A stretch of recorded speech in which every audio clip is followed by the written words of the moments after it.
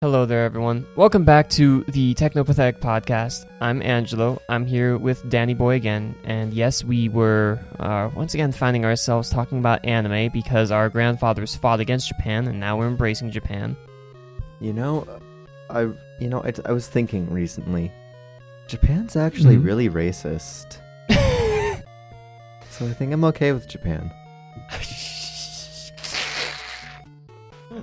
Oh, I'm just kidding, guys. Promise. Yeah, totally. I didn't dress up like Hitler yesterday.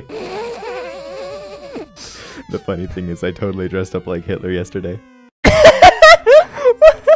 So, as you can all tell by the title, today we're talking about more anime. Specifically, we're going to be talking about gamers. Now, I want your answer here, actually, Dan. Do you remember how you first found gamers? It was back in the day when I was trying to be like one of those anime fans who watch seasonal anime like a fucking loser. And it was just one of the seasonal anime that caught my attention because it's gamers, and I was a gamer. I'm a gamer.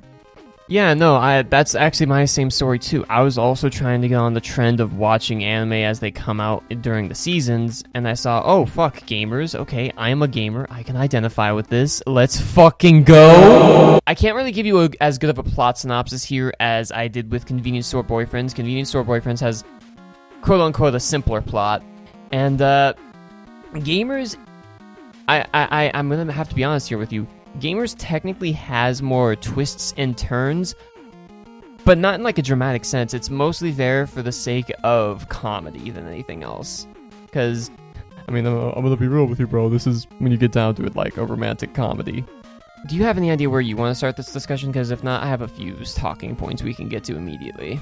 I want to talk about how it's not an anime about gaming. And how disappointed I was.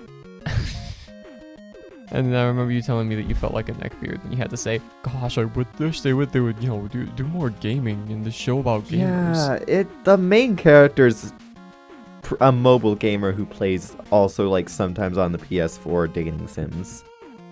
He's more casual game. Well, no, I actually think he plays other games too, because like he has Guilty Gear posters up in his room. Yeah, well, I feel like he's just trying to act cool. If he ever actually got a girl into his room and he'd want them to be like, oh my god, is that a Guilty Gear poster? Fuck me now. When you get down to it, this show isn't explicitly just about gaming itself. It's more about like the connections people have built through gaming, in a sense. Sure. Alright, I'm actually going to start this conversation with the first notes I have, because of course, Dan and I wanted to note, this art style is... there's something off about it. It's really well suited for the comedic moments, but for any time that the show does like actually have more serious dialogue, it's not like uber perfect for it. So, I think we brought it up like episode 9, 10. It's way too on model for my taste. Like a lot of the time, not during the comedic, like during the comedic moments, they stray from the model, and I love that. But it's too on model during a lot of the other scenes. Yeah, I can kind of see that too. Right, okay, so I forgot, I need to give you all this quick little plot synopsis here. So there is the boy who we'll refer to as Virgin, because I can't remember his name right now. And he actually gets asked out by the most pretty blonde girl in the school to join the gaming club. Not actually like a dating, not yet. So, and he looks at the gaming club, he's like, okay, wow, this looks, I'm not gonna join, he says. And she's like, it's emotionally wrecked by this, like, what the fuck? And then there's this Chad guy who used to be more of a gamer, but he kind of plugged that up. And they start, like, being friends. And things just kind of slowly progress from there. A lot of misconceptions and confusion over the relationships between certain characters. And it slowly becomes more and more hilarious as to how confusing it all gets. One of the characters, which is basically just a Rule 63 version of me, she tries to make a chart for it at one point, and she gets so confused and frustrated. While this show's kind of sometimes dabbles, I'd say into like the cutesy romance territory, it's definitely much more on the comedic side of romantic comedy. Like, you don't need to like worry so much about it being namby-pamby. It 100% knows that this is a bunch of teenagers being complete morons with their feelings and getting really confused. The peak of the show was that scene where the dumb fuck was making like the list of the relationship drama and all that stuff was going on. Yeah, the peak is definitely episode 6, where you basically get to see 3 or 4 characters autistically thinking over and over to themselves again over the nature of like everyone's reactions and facial everyone's like reactions to just this one scene, and they're just like freaking out like mega autistic. It's like amazing. It's the best scene in this show. Me and Dan were like gut busting laughing super hard. It was great, bro. But see, with that being the peak, I feel like it was downhill from there.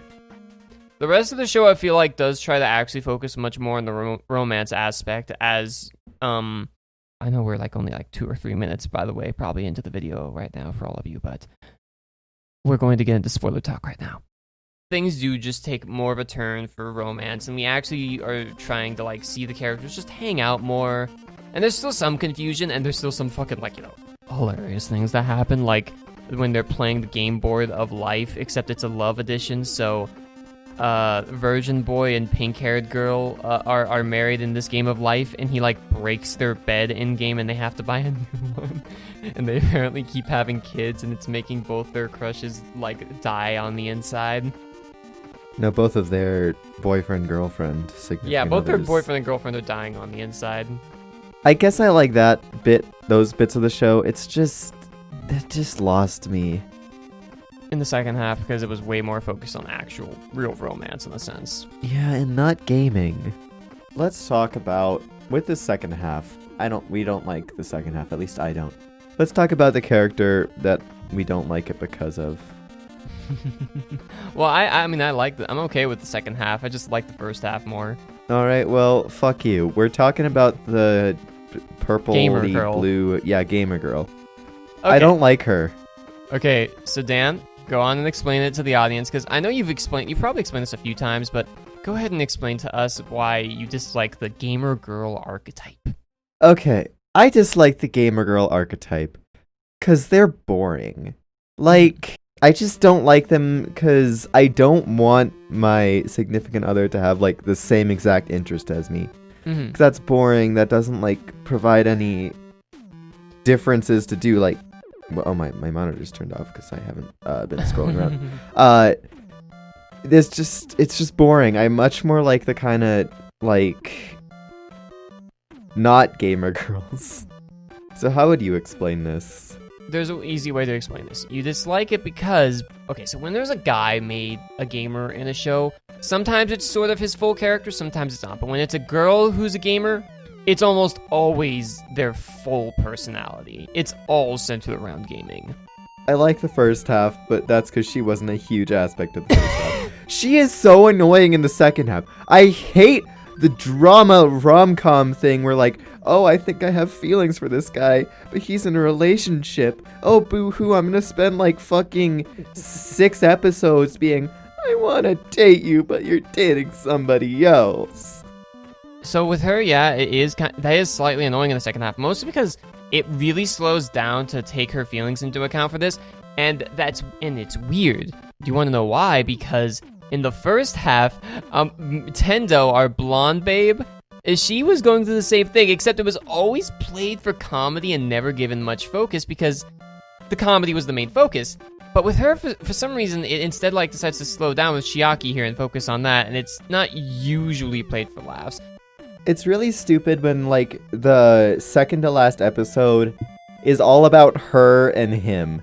I don't want to see that. It's just not very fun. I don't think she should have been a character. She doesn't really add anything to the show that's good.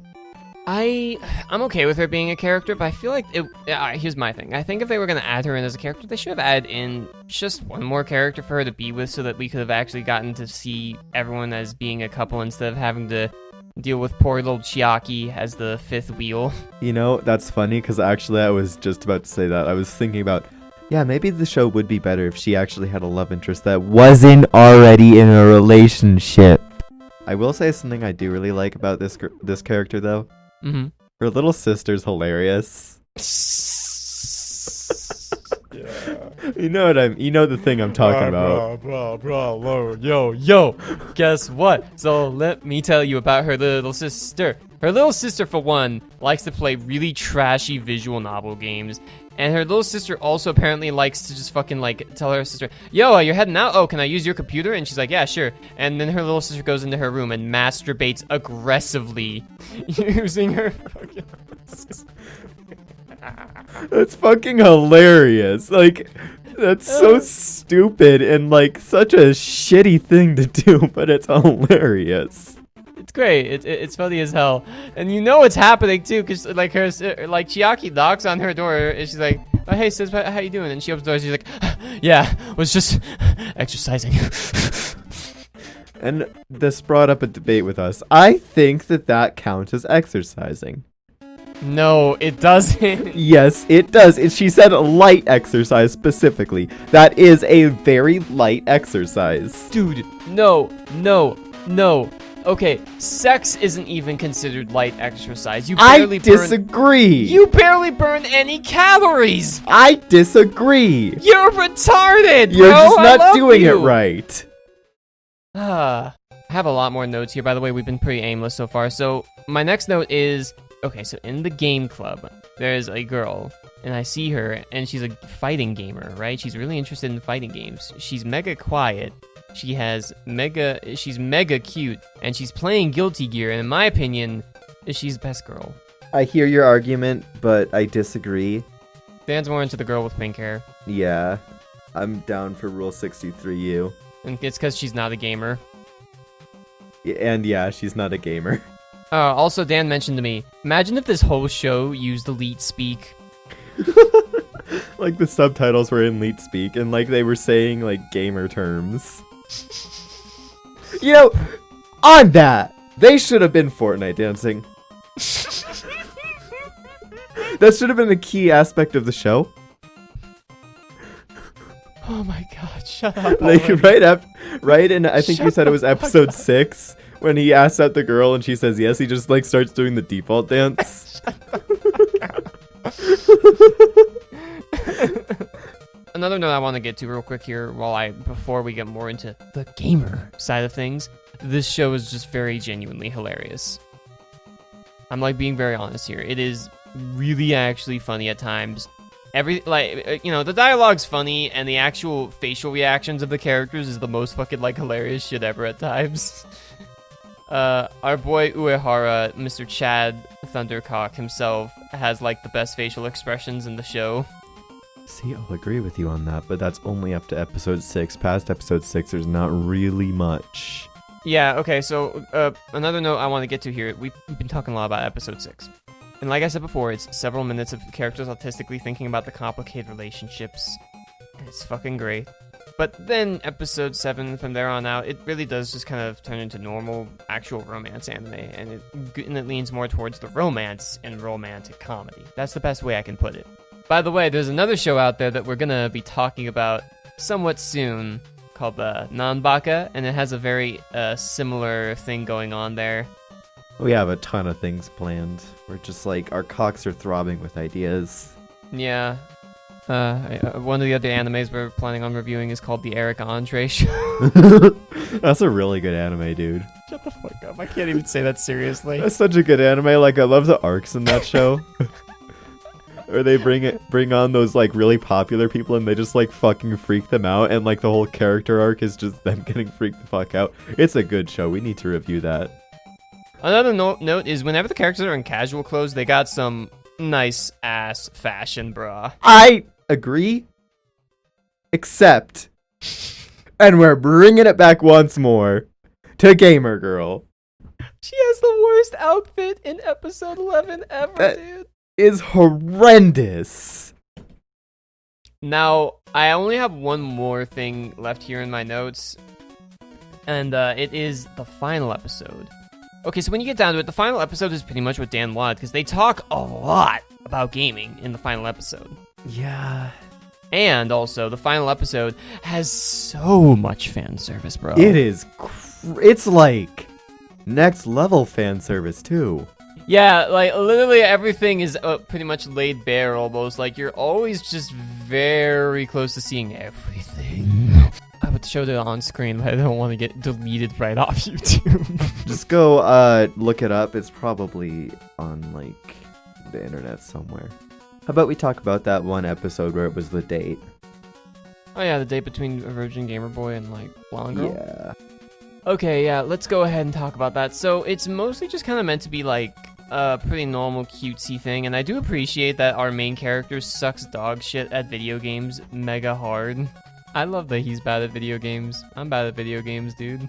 Yeah, well, you're not a gamer then. You know, I really like that one scene where they're playing in the pool. It's like a strategic gamer time.